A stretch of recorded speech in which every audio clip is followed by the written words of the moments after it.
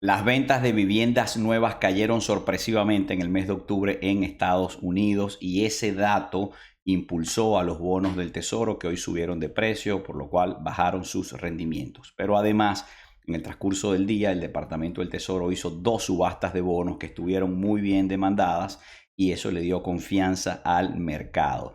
Pero a pesar de que el rendimiento de los bonos cayó, es decir, las tasas de interés que efectivamente se desprenden de los bonos cayeron, eso no fue suficiente para animar al mercado. En Wall Street las acciones estuvieron estables y con ligera tendencia a la baja. Y además el viernes fue Black Friday, hoy es Cyber Monday y los analistas, los inversionistas están a la espera de los datos que publiquen los retailers, los minoristas sobre las ventas, tanto las ventas en físico, presenciales, como las ventas en línea que tuvieron en estos 3 días claves para el negocio de los minoristas. Así es que, amigos, hay mucha información, muchas noticias. Hoy es lunes 27 de noviembre, son las 6:30 p.m. Hoy me conecto más temprano porque tengo que salir corriendo a otro compromiso, pero hay información buena que la voy a compartir con ustedes ahora mismo y empezamos aquí. Dice Reuters que las ventas de viviendas nuevas en Estados Unidos cayeron más de lo esperado en octubre. Recordemos que el mercado de viviendas más grande es el mercado de viviendas usadas, el de segunda mano, que son todas las viviendas que se han construido en los últimos, por muchos años. Este es el mercado de viviendas nuevas, son viviendas que los constructores acaban de hacer y que están vendiendo en el mercado primario, se le están vendiendo a sus primeros dueños. Y esas ventas cayeron. Ahora, ¿cuánto cayeron? Aquí tenemos los números, fíjense. En el mes de septiembre había sido 719,000 viviendas, vamos a decir, anualizadas, 719,000. ¿Qué se esperaba? Que en octubre eso subiera ligeramente a 721,000, como ven allí. ¿Y qué fue lo que tuvimos? Bueno, no solamente no subieron, sino que tuvo una caída inesperada hasta 679,000 viviendas, una caída del 5,6% que el mercado no estaba esperando. Es una caída considerable, especialmente si tomamos en cuenta que el número de septiembre, 719,000, fue una cifra revisada porque la cifra de septiembre originalmente era de 759,000. Aquí está el dato para aquellos de ustedes que les gustan los detalles y los numeritos. Ahí pueden ver en el segundo titular. Las ventas de viviendas nuevas en septiembre eran 759,000, pero hoy nos dieron el número revisado, el número definitivo. No eran 759,000, ahora con toda la data procesada fueron solamente 719,000 en septiembre. Y sobre ese número de 719 hubo una caída de 5,6% y en octubre fue 679,000. Conclusión, el mercado de viviendas se ha frenado probablemente por las altas tasas de interés. Recordemos que los créditos hipotecarios llegaron hasta 8%, han retrocedido un poco, han caído un poco, pero las tasas siguen estando altas y el consumidor probablemente empieza a dar signos de cansancio y de agotamiento porque las tasas de interés están altas, la inflación ha erosionado parte de los ahorros, etcétera, etcétera. Y además, dice aquí que los rendimientos de los bonos del Tesoro de Estados Unidos cayeron tras los datos de la vivienda y las subastas. ¿Por qué cayeron por los datos de vivienda? Fíjense, recordemos esto, cuando hay una noticia mala sobre la economía que nos hace pensar que la economía podría estarse frenando o aumenta las posibilidades de que haya una recesión en el futuro, cuando hay noticias malas, los inversionistas corren hacia los bonos del Tesoro. ¿Por qué? Porque en los bonos del Tesoro tú puedes invertir tu dinero con total seguridad, no lo vas a perder y además te va a pagar 3, 4, 5% de interés, lo que estén rindiendo los bonos, que en este momento está por allí por el 5%, dependiendo cuál bono, ¿verdad? Entonces, cuando hay malas noticias para la economía, eso ayuda a los bonos. La gente corre hacia los bonos. Y hoy la noticia de vivienda básicamente da a entender que la economía podría estarse frenando o por lo menos por lo que respecta al mercado de la vivienda, que es una parte muy importante de la economía. Pero además de eso hubo subastas de bonos, le tengo información sobre eso. A ver, tengo esta y tengo esta, me gusta más. Este es Bloomberg. Bloomberg dice aquí que los bonos del Tesoro extendieron su rally y aquí en las letras pequeñas dice que hubo una subasta de 55,000 millones de dólares en bonos a 5 años que tuvo una demanda fuerte. Y después hubo otra subasta de bonos del Tesoro por 54 billones de dólares y esa era de bonos a 2 años.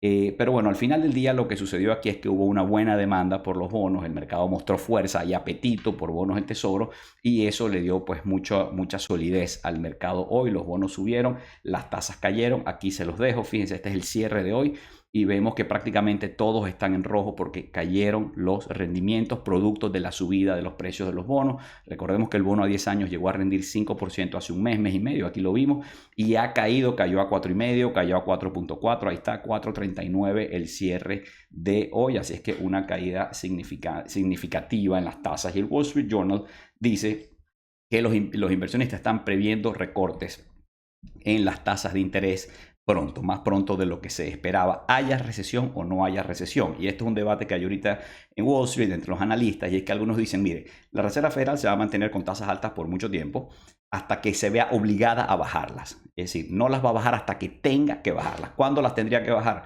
¿Cuándo se vería obligada a bajarlas? Bueno, si hay una recesión, si hay un accidente en los mercados, sobre todo en los mercados de crédito, si pasa algo como la crisis bancaria de marzo, si hay alguna cosa, ocurre algo como esto, entonces la Reserva Federal podría verse obligada a bajar las tasas de interés para reanimar la economía y para rescatarla.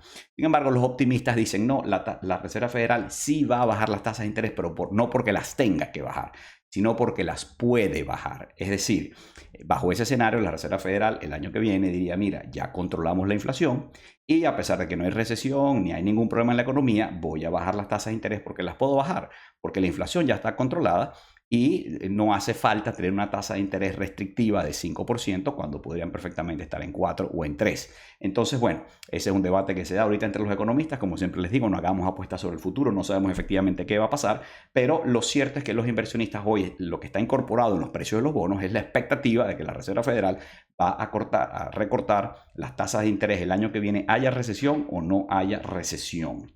Y por supuesto, si los rendimientos de los bonos y las tasas de interés bajan, pues el dólar se debilita porque cuando las tasas bajan el dólar es menos atractivo y cuando las tasas en dólares suben, pues el dólar es más atractivo y simplemente está el dólar retrocediendo y devolviendo algunas de las ganancias que ha tenido en los últimos meses. Y Wall Street cerró a la baja en medio de la locura del Cyber Monday. Y fíjense, dice el economista que las bolsas buscan un alto en el camino. Hicieron una pausa hoy lunes para purgar la sobrecompra de un histórico noviembre. Y a pesar de que aquí el economista se refiere a las bolsas europeas, esto aplica perfectamente para la bolsa de Nueva York, que hoy estuvo con mucha cautela. Noviembre ha sido un mes espectacular para las acciones, tiene subidas de 7, 8, 9%, dependiendo cuál índice vemos. Ha sido un mes de una gran subida. De hecho, el mercado llegó a un territorio, como dice aquí, de sobrecompra. Eso es un término técnico. Nosotros no somos inversionistas técnicos, somos fundamentales, pero los técnicos, los que usan cuadros y curvas y promedios móviles, pues tienen una forma de medir estas cosas y en los gráficos de ellos aparece el mercado como que sobrecomprado. Entonces, eso quiere decir que ha llegado a unas resistencias y debería haber un ajuste. En todo caso, es posible que el mercado esté descansando y tratando de consolidar los precios y buscando dirección y esperando más información. Esta semana, la información más importante esta semana es sobre inflación. Es el índice de precios de los gastos del consumidor, los gastos personales que lo llaman, que es la medición de inflación preferida de la Reserva Federal, y esa información la vamos a tener el jueves. Entonces los mercados de acciones y bonos están a la expectativa de esa información que vamos a tener el jueves y si Dios quiere por aquí la revisaremos. Y en este tweet nos hablan del Black Friday. Y fíjense, algunas cifras sobre el Black Friday. Shopify, que después de Amazon es el retailer más grande en línea de los Estados Unidos, tuvo un récord de 4.1 billones en ventas, 22% arriba respecto al año pasado. Mastercard dice que las ventas subieron un 2,5%. Buy Now, Pay Later, que es este modelo de negocio que tiene algunas empresas como Affirm y otras, que es que básicamente te dejan comprar el producto y lo pagas después. Es una especie, es un crédito, pero no es tarjeta de crédito, es como una mezcla entre tarjeta de crédito y otra cosa. Bueno, ellos tuvieron un aumento de 47% y esto podría interpretarse como que los consumidores siguen comprando, pero están cada vez más financiando las compras y endeudándose más porque no tendrían el dinero para pagar en este momento. Ustedes saben que las deudas, amigos, son peligrosas, son nocivas, tengan mucho cuidado con eso. Y los viajes están 10% por encima del año pasado. Estuvo full el tema de los viajes y los vuelos, ya lo vamos a ver también en detalle. Ahora, dice aquí esta tuitera, Genevieve, o como se pronuncia su nombre, dice, bueno, pareciera que no hay recesión, la gente está viajando más, la gente está comprando más, Mastercard dice que hubo más ventas, Shopify dice que hubo más ventas. Y ella dice, bueno, cuidado, esto puede que no sea sostenible porque los ahorros de las familias han ido cayendo, la deuda familiar ha ido aumentando y se empiezan a ver algunos cracks, algunas rendijas, algunas grietas en el mercado laboral, que también lo vamos a ver porque hoy hubo información sobre eso. Y hablando de los vuelos, bueno, ayer fue el día más ocupado, más transitado en los aeropuertos de los Estados Unidos. Y en ese mapa ustedes ven el espacio aéreo de los Estados Unidos. Ayer hubo 51.300 vuelos, algo así. Bastante, por cierto, muy poco retraso. Funcionó muy bien el sistema. Pero bueno, esto es una foto del espacio aéreo de los Estados Unidos en algún momento del día de ayer. 51.000 vuelos, dice Bloomberg, un número récord de viajeros estuvieron en el fin de semana de Thanksgiving, pues viajando. Y el Brent, el petróleo rosa los $80 por barril, hoy tuvo una pequeña caída del petróleo y el petróleo está a la expectativa de la reunión de la OPEP Plus que era la semana pasada, pero la suspendieron, eso hizo caer el precio del petróleo, los inversionistas y los traders y los especuladores creen que la OPEP no tiene un acuerdo, que no se han puesto de acuerdo sobre las reducciones, sobre mantener las reducciones, que Arabia Saudita ya está cansada de ser la que siempre tiene que hacer los recortes de producción.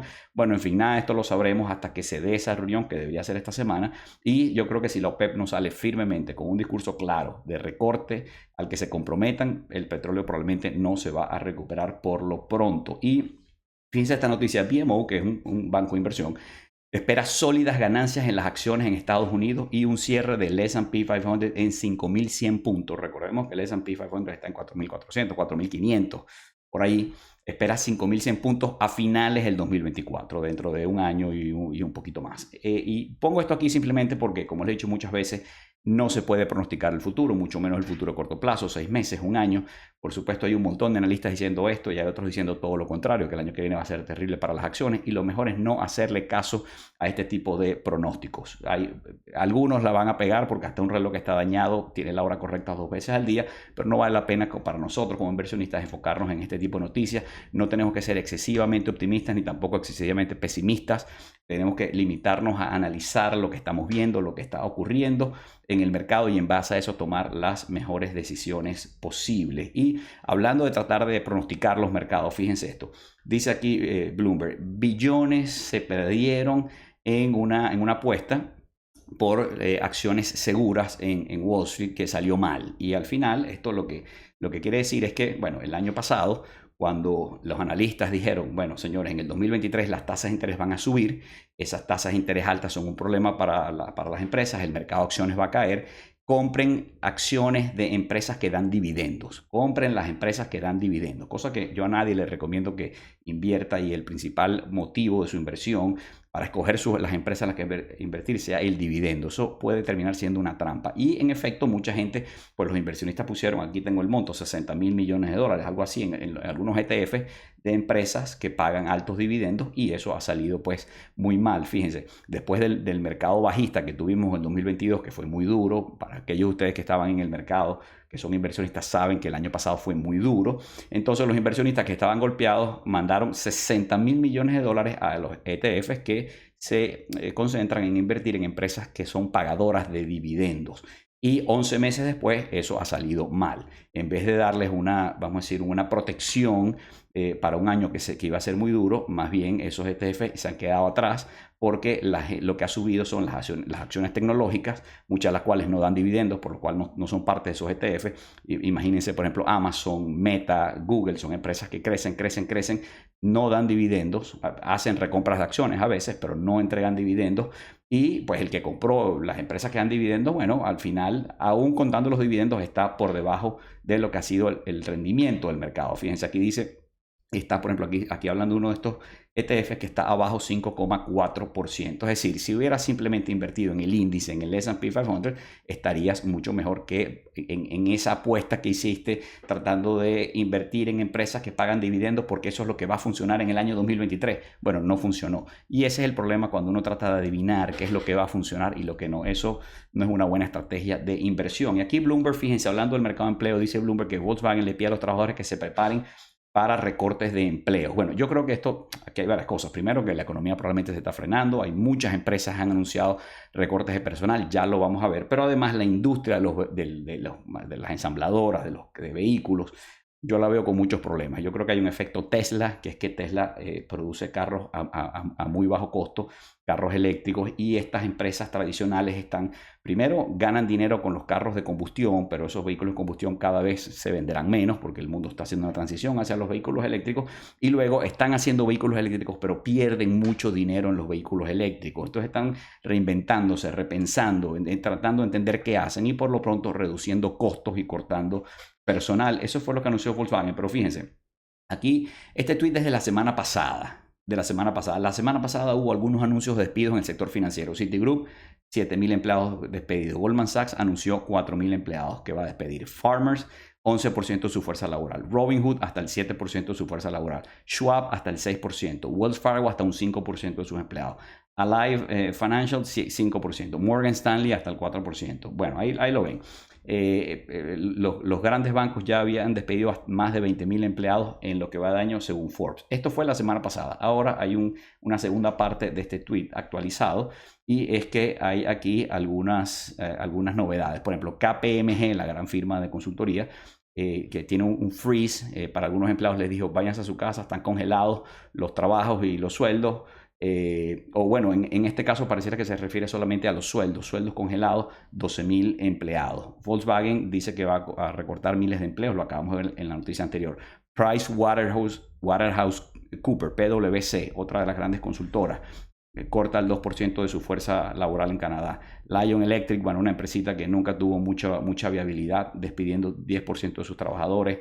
Lloyds está anunciando 2,500 puestos que están en riesgo. TikTok, la empresa dueña de TikTok planea cortar más de 1,000 empleos en gaming. Entonces, bueno, no es que es una debacle, esto es normal que las empresas traten de ser más eficientes, reduzcan personal, congelen sueldos en algunos momentos, pero ya pasamos esa etapa que había hace un año y medio en que todas las empresas se morían por contratar gente y no había suficiente personal. Ahora hay unas empresas que están diciendo, contraté demasiada gente, esto es un exceso, me tengo que hacer más eficiente, vamos a salir de algunos empleados. Entonces, estos pueden ser los primeros síntomas de un mercado laboral que se empieza a suavizar, que es lo que está buscando la Reserva Federal para poder combatir la inflación. Y en ese mismo orden de ideas, Bloomberg dice que los americanos están sacando dinero de sus cuentas de retiro. Y las cuentas de retiro son los 401k, los 403b, los IRA accounts, que son cuentas de retiro donde la gente pone su dinero para el futuro y generalmente no las tocas, a menos que tengas una condición muy dura, muy difícil, y es cuando tú tocas ese dinero. Hay algunas excepciones en la ley que te permiten tocar ese dinero, pero no es una buena señal cuando la gente recurre a esas cuentas que son su ahorro para el futuro y se las empieza a comer ahorita, porque significa que la gente tiene algunas limitaciones económicas, algunas dificultades. Entonces, por cierto, si alguno de ustedes tiene un 401k o un IRA y tiene dudas, preguntas, no sabe si su dinero está bien invertido ahí, avísenme, escríbanme, que con mucho gusto los ayudo. Hay mucha gente que tiene 401k y ni siquiera sabe que tiene un 401k, ni siquiera saben que está invertido su dinero. Yo he tenido casos de personas que han recuperado un 401k que pensaban que estaba perdido, ni siquiera sabían que existía. Así es que, por favor, si ustedes trabajan para una empresa grande en los Estados Unidos, muy probablemente tienen un 401k, asegúrense de que lo tienen, de que están aportando dinero, de que si hay matching funds, la empresa está haciendo el match, y de que su dinero que está invertido allí esté bien invertido, por ejemplo, en el S&P 500. Son cosas básicas que todos debemos hacer. Y bueno, este caballero que está aquí, ya vimos la semana pasada, CZ, el CEO de Binance, quiere irse a Arabia Saudita o a su país, que no sé de dónde es por allá. Pero un juez le dijo, no, te tienes que quedar en Estados Unidos hasta que haya sentencia final en tu caso. Y ahí dice Reuters, que el ex jefe de Binance debe permanecer en Estados Unidos por el momento, dijo un juez federal, después de que el fundador del mayor mercado de criptomonedas del mundo se declarara culpable de violar las leyes estadounidenses contra el lavado de dinero. Eso es lo que dice Reuters. Lo leo porque sé que es un tema complejo, que ha generado distintas interpretaciones, pero bueno, aquí está lo que dice Reuters. Y Elon Musk está haciendo control de daños después de lo que dijo en Twitter, que fueron los mensajes antisemitas, pues allá está en Israel. Hoy se reunió con Benjamin Netanyahu, control de daños para X, que es como ahora se llama Twitter. Y Statista nos trae este gráfico, los países con la mayor tasa de inflación. Ahí está la inflación del 2022 y del 2023, dolorosamente, tristemente. El primer país es Venezuela, mi país. Una noticia triste, pero que no nos sorprende, el mal manejo de la economía, el desastre, todos lo conocemos. Y ahí está en el 2022, 187%, y en el 2023, este año, hasta el estimado, hasta octubre, según dice ahí, 360%. Imagínense eso. Luego viene Zimbabue, que era el campeón mundial en inflación, pero fue destronado por Venezuela. Sudán y Argentina, nuestros hermanos argentinos, muchos venezolanos y muchos argentinos viéndonos desde Argentina. Bueno, ahí está 72% en el 2022, 122% en 2023. Y bueno, el reto para Javier Milei es poner orden y tratar de recuperar la economía argentina. Todo un reto, no será fácil. Aquí lo tenemos. Dice Bloomberg, Milei enviará un plan de shock al Congreso argentino el primer día de su mandato. Y otra noticia que tiene que ver con Venezuela y Guyana y la disputa territorial. El mastodonte flotante que multiplicará la producción de petróleo de Guyana empieza a funcionar. Esa es una plataforma de ExxonMobil especial para sacar petróleo en aguas profundas y está ahí muy cerca de Venezuela en plena disputa territorial. Y amigos, ahí está mi correo electrónico para preguntas, consultas, etcétera. Acuérdense de suscribirse a mi canal de YouTube, darle like a este video, y para aquellos de ustedes que ven mis videos en Instagram estos videos se cortan, no se pueden publicar completos. El sitio para verlos es en mi canal de YouTube. Bueno, vamos con el cierre de los mercados. Aquí tenemos rojo por todas partes, en Asia, Hong Kong, Tokio, Hong Kong, Shanghai y Seúl, todas en rojo. En Tel Aviv la bolsa cayó un 1%, el Stoxx 600 un 0,34% abajo, con todas las bolsas europeas en rojo, y en nuestro continente el Bovespa fue el único que estuvo ligeramente arriba. Bueno, el Merval 8% abajo y Ciudad de México 1,36 abajo. Pero fíjense, el caso del Merval, que ha fluctuado mucho, siempre lo vemos, quiero hacer una distinción, porque el Merval, eso que pasó hoy cayó 8%, pero eso es el índice de la bolsa de valores de Buenos Aires en la moneda local, en pesos argentinos. Pero si vemos el ETF que se cotiza en Nueva York de Argentina, es otra historia. Aquí tenemos el ETF de Argentina. Quien quiera hacer una inversión específica en acciones argentinas, en la bolsa de Nueva York, este es el instrumento, este ETF que se llama Global X MSCI Argentina ETF, ¿verdad? El ticker symbol es ARGT, muy apropiado. Y este hoy subió un 3% y se ha disparado en este gráfico. Podemos ver este gráfico de los últimos 5 días, pero si ven el gráfico de lo que va de año, se ha disparado a medida que Milei iba subiendo en las encuestas y sobre todo después que ganó.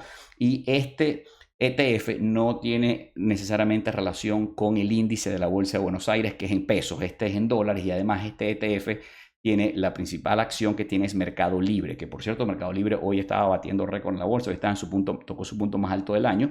Mercado Libre es un monstruo, es tan grande que es la mayor parte de este ETF. De hecho, le pusieron un techo y cada vez que Mercado Libre llega a 25% del ETF, venden y venden para recortar la posición, pero Mercado Libre sigue subiendo y subiendo y la tienen que seguir vendiendo.